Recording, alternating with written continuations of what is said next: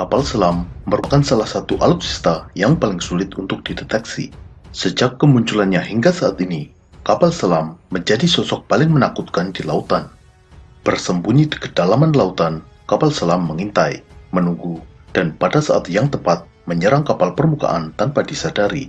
Kapal selam mampu menenggelamkan kapal yang jauh lebih besar. Keberadaan kapal selam mampu menghentikan gerak keju armada musuh, bahkan memaksanya mundur. Dalam video ini, kita akan mengulas seluk-beluk tentang kapal selam, mulai dari sejarah, teknologi, fungsi strategisnya dalam militer, hingga kapal selam yang dimiliki oleh Indonesia. Kita mulai dari sejarah kapal selam. Desain, pengembangan, dan percobaan untuk membuat kapal selam telah dimulai sejak abad ke-17, mulai dari hanya sekedar desain hingga pembuatan kapal selam yang dioperasikan dengan tenaga manusia hingga tenaga mesin. Pada tahun 1864, dalam Perang Saudara Amerika, kapal selam konfederasi yang bernama Hanley berhasil menenggelamkan kapal USS Housatonic. Hanley sendiri adalah kapal selam yang dioperasikan dengan tenaga manusia. Kapal ini juga bukan sepenuhnya kapal selam, karena tidak mampu benar-benar menyelam. Hanya sebagian besar badan kapal terbenam di air. Kapal selam pertama yang berhasil benar-benar menyelam adalah Submarine Explorer pada tahun 1886. Kapal selam mulai digunakan secara luas mulai awal abad ke-20. Pada Perang Dunia Pertama dan Kedua, kapal selam memberikan dampak yang sangat signifikan dalam pertempuran di lautan. Jerman menggunakan kapal selam yang diberi nama Unterseeboot yang berarti underwater boat, disingkat U-boat, atau dalam bahasa Inggris dilafalkan U-boat.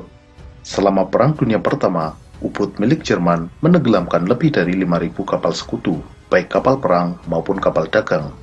Dalam Perang Dunia Kedua, 3.000 kapal sekutu terdiri dari 175 kapal perang dan 2.825 kapal dagang ditenggelamkan oleh U-boat Jerman.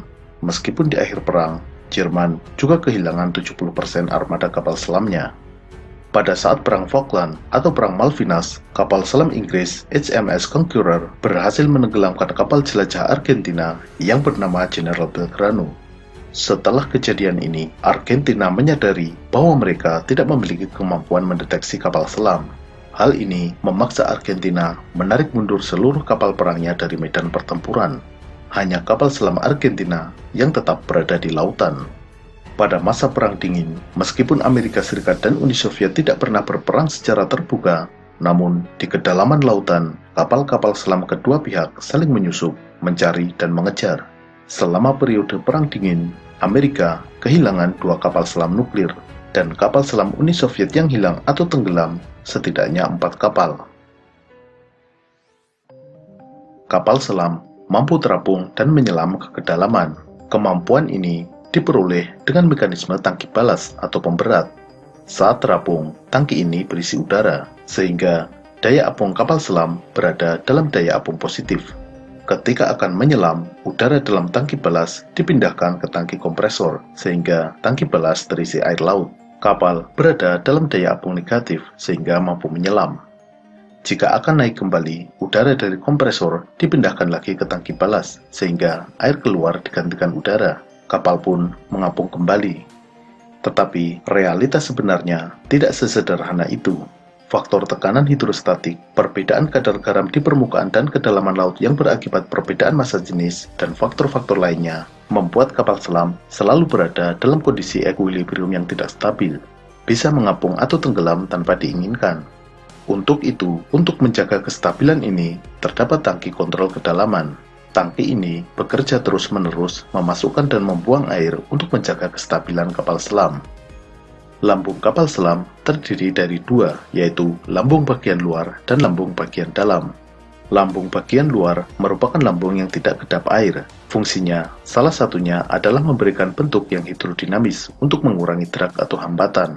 Dengan bentuk hidrodinamis ini, kapal selam bisa melaju lebih mudah di dalam air. Sementara lambung bagian dalam merupakan lambung yang kedap air, yang memisahkan antara interior kapal selam di mana awak kapal selam berada dengan lingkungan luar kapal yang berupa air.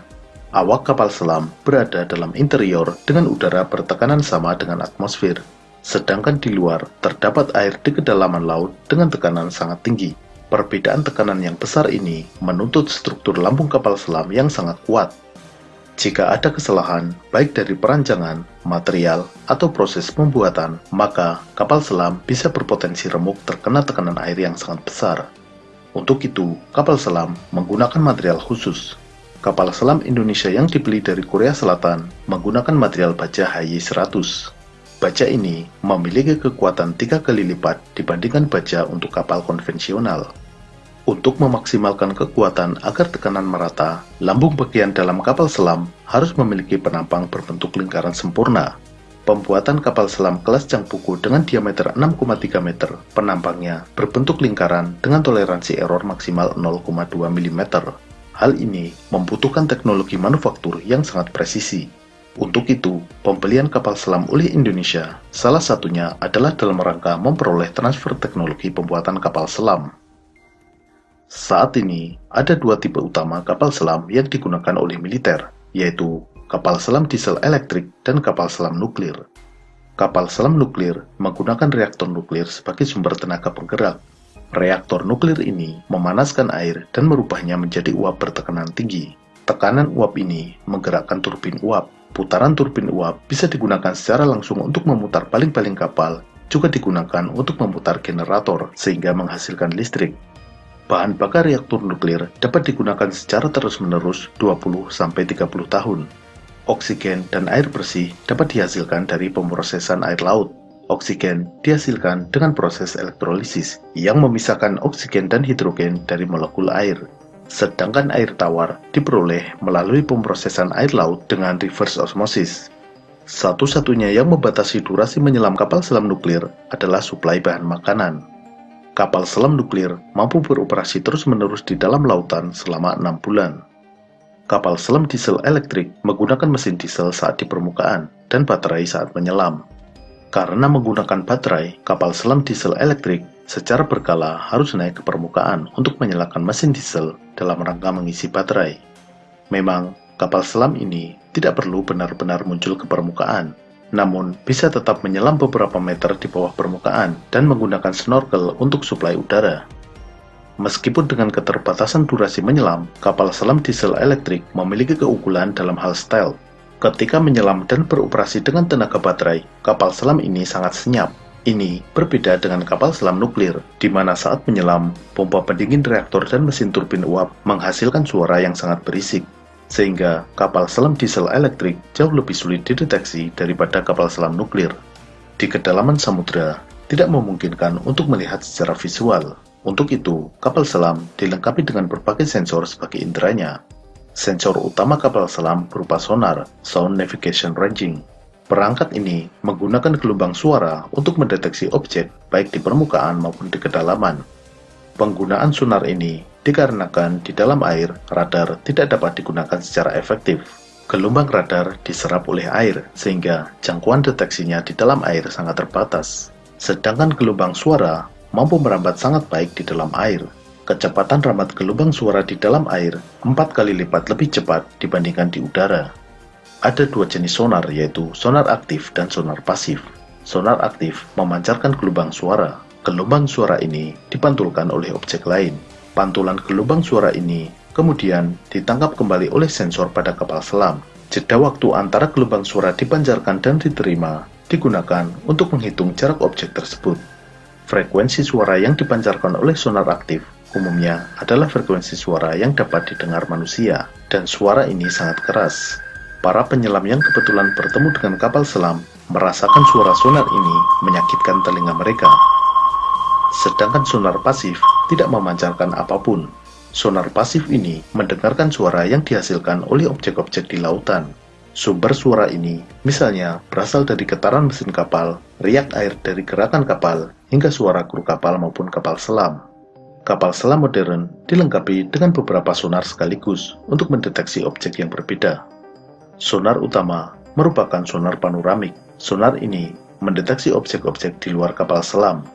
Kemudian, sonar pendeteksi ranjau untuk mendeteksi adanya ranjau laut yang dipasang oleh musuh, sehingga kapal selam dapat menghindar dari melewati area yang dipasangi ranjau laut. Active Ranging Sonar merupakan sonar aktif yang memancarkan gelombang suara untuk mendeteksi objek di lautan, utamanya kapal musuh sebagai target. Ship Noise Measurement yang mengukur kebisingan dari kapal selam itu sendiri. Kapal selam yang terlalu bising berpotensi dideteksi oleh musuh. Passive Ranging Sonar yang mengukur jarak ke target.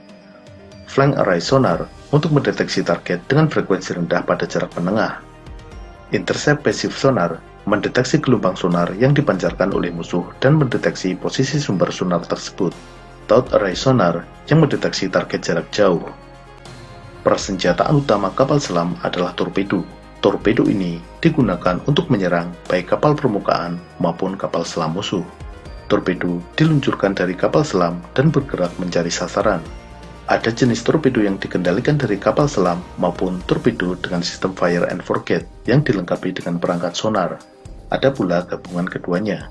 Saat diluncurkan, torpedo terus-menerus dikendalikan oleh sistem pada kapal selam. Antara kapal selam dan torpedo yang ditembakkan dihubungkan dengan kabel. Kabel ini bisa berupa kabel tembaga maupun kabel fiber optik. Ketika torpedo sudah mendekati sasaran, kabel ini dilepas dan torpedo menuju sasaran dengan sensor sonar pada torpedo tersebut. Ledakan torpedo memberikan dampak kerusakan yang jauh lebih besar daripada rudal permukaan. Karena meledak di dalam air, gelombang kejut ledakan torpedo menghasilkan efek yang bernama bubble jet effect. Torpedo yang meledak di bagian tengah kapal mampu mengakibatkan lambung kapal terbelah dan kapal patah menjadi dua bagian. Selain torpedo, kapal selam juga dapat digunakan untuk membawa peluru kendali, baik rudal balistik maupun rudal jelajah. Amerika menggunakan kapal selam sebagai salah satu elemen dari triad nuklir, 3 wahana untuk membawa dan mengirimkan senjata nuklir. Ketiganya adalah rudal balistik antar benua, pesawat pom strategis, dan kapal selam. Selain untuk peperangan laut dan peluncur peluru kendali, kapal selam juga digunakan sebagai sarana infiltrasi dengan membawa personil pasukan khusus untuk menyusup ke wilayah musuh. Karena perannya yang sangat strategis, Indonesia sebagai negara kepulauan mutlak membutuhkan armada kapal selam untuk menjaga kedaulatan perairan Nusantara. Pada era tahun 60-an dalam mendukung operasi Trikora, Indonesia memiliki hingga 12 unit kapal selam operasional, ditambah 2 unit sebagai persediaan suku cadang. Kapal perang Indonesia memiliki aturan tersendiri dalam penomoran dan penamaannya. Untuk kapal selam diberi nomor dengan awalan angka 4 dan namanya diambil dari nama senjata dalam cerita pewayangan. 12 unit kapal selam yang dimiliki Indonesia pada masa Orde Lama diberi nama KRI Cakra, Nanggala, Nagabanda, Trisula, Nagarangsang, Candrasa, Alugoro, Cumandani, Wijayadanu, Pasopati, Hendrajala, dan Bramastra. Kapal-kapal ini merupakan kapal selam kelas Whiskey buatan Uni Soviet. Meregangnya hubungan Indonesia dengan Uni Soviet setelah tahun 1965 membuat kapal selam ini kesulitan suku cadang dan akhirnya dipensiunkan tahun 1970. Indonesia pun mengalami kekosongan armada kapal selam. Pada tahun 1997, Indonesia memesan 2 kapal selam. Kapal selam tersebut merupakan tipe 209-1300 buatan Howaldtswerke dari Jerman. Kapal selam pesanan Indonesia tersebut akhirnya selesai dalam 4 tahun dan diluncurkan pada tahun 1981. Selama puluhan tahun, Indonesia hanya mengoperasikan 2 unit kapal selam tersebut.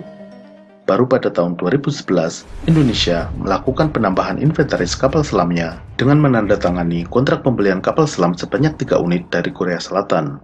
Kapal selam ini dibuat oleh Daewoo Shipbuilding and Marine Engineering atau DSME. Kapal selam pertama selesai dikerjakan tahun 2015, diluncurkan tahun 2016, dan resmi bertugas di TNI Angkatan Laut mulai 2 Agustus 2017. Kapal ini diberi nama KRI Nagapasa dengan nomor lambung 403. Kapal selam Indonesia yang dibeli dari Korea Selatan tersebut masih satu keluarga dengan kapal selam pengadaan tahun 77, yaitu tipe 209 buatan Jerman. Hanya saja, yang ini adalah tipe 209-1400, sedangkan kapal selam kelas Cakra adalah tipe 209-1300. Indonesia membeli kapal selam kelas Changpuku yang telah ditingkatkan kemampuannya, atau Improve Changpuku, dan kemudian dikenal sebagai kapal selam kelas Nagapasa. Kapal selam kelas Nagapasa merupakan kapal kelas Changpuku yang telah dikembangkan dengan penambahan beberapa perangkat. Perangkat yang ditambahkan pada kapal selam kelas Nagapasa diantaranya perangkat sonar GSU-90, Sonar buatan Atlas Elektronik ini merupakan sonar aktif dan pasif yang terintegrasi, juga memiliki kemampuan tracking sasaran secara otomatis. Perangkat lain yang disematkan adalah RISM atau Radar Electronic Support Measurement yang bernama Pegaso buatan Indra Sistema dari Spanyol. Kapal selam ini menggunakan periskop buatan Hensoldt dari Jerman, terdiri dari periskop Zero 400 dan perangkat optikal elektronik OMS 100. Untuk mengecoh torpedo lawan, kapal selam kelas Nagapasa menggunakan pengecoh torpedo Zuka buatan Aselsan dari Turki. Untuk persenjataan, kapal selam ini dilengkapi dengan peluncur torpedo berdiameter 53 cm. Peluncur torpedo ini bisa meluncurkan torpedo 53 cm atau 21 inch, semisal torpedo Black Shark atau IGSUT-264. Torpedo yang sudah dipasang adalah torpedo Black Shark buatan Italia. Kapal selam ini juga dapat membawa rudal anti kapal permukaan, semisal rudal Harpoon. Dalam pembelian kapal selam dari Korea ini juga terdapat proses alih teknologi. Pada proses pembuatan kapal selam KRI Nagapasa 403 dan KRI Arda Dedali 404, teknisi dari PT PAL dikirim ke Korea untuk mempelajari dan ikut dalam proses pembuatan kapal selam tersebut. Pembuatan KRI Alugoro, modul kapal selam, dibuat di Korea Selatan dengan tetap melibatkan teknisi dari Indonesia. Kemudian, modul-modul tersebut dikirimkan untuk dirakit di Indonesia di PT PAL. Setelah 3 unit kapal selam rampung, Indonesia memesan 3 kapal selam lagi dari Korea Selatan. Dalam kontrak pengadaan tahap 2, untuk kapal pertama terdiri dari 6 modul, 4 modul dibuat di Korea dan 2 dibuat di Indonesia. Kemudian, modul-modul tersebut akan dirakit di Korea. Kapal kedua, Indonesia akan membuat 4 modul dan Korea 2 modul. Lalu, modul-modul ini akan dirakit di Korea. Sedangkan untuk kapal selam ketiga, seluruh modul akan dibuat di PT PAL Indonesia. Lalu, proses perakitan juga dilaksanakan di PT PAL. Sehingga nantinya kapal ketiga ini akan dibuat di Indonesia secara keseluruhan. Pengadaan 3 kapal selam batch kedua ini direncanakan akan selesai tahun 2026. Artinya, pada tahun 2026, Indonesia akan mengoperasikan 8 unit kapal selam. Saat ini, Indonesia memiliki 5 unit kapal selam, terdiri dari 2 unit kelas Cakra, yaitu KRI Cakra 401 dan KRI Nanggala 402. 3 unit kelas Nagapasa, yaitu KRI Nagapasa 403, KRI Arda Dedali 404, dan KRI Alugoro 405. Kapal selam kelas Nagapasa memiliki bobot 1.400 ton dengan panjang 61,3 meter. Kapal ini menggunakan tenaga 4 mesin diesel MTU-12V493. Mesin diesel ini dioperasikan saat di permukaan untuk menggerakkan kapal sekaligus mengisi baterai. Ketika menyelam, baterai tadi digunakan sebagai sumber tenaga. Kecepatan saat menyelam adalah 21 knot atau 38 km per jam. Kapal selam kelas Nagapasa mampu mengangkut 40 orang, termasuk kru dan personel pasukan khusus.